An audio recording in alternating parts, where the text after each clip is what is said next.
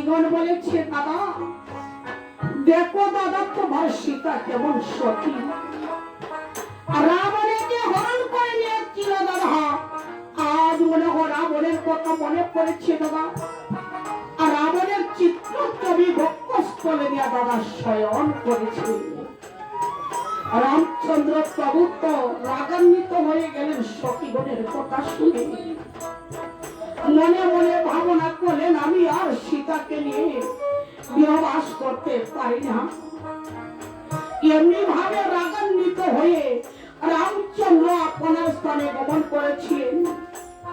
লক্ষ্মণের কাছে গিয়ে রাগান্বিত হয়ে জিজ্ঞাসা করেছিল ভাই লক্ষ্মণ তুমি অতি সত্তর করে ভাই আমার সীতাকে দেশ বাল্মীকি তপোবন ঠাকুর দাদা কেমন করে ৫ মাসের গর্ভ সীতা কেন বনবাসে দিব ঠাকুর দাদা, উত্তর করিও না প্রাণে ভাই লক্ষ্মণ তুমি আমার সীতাকে দিয়েছ বাল্মীকি তপোবন।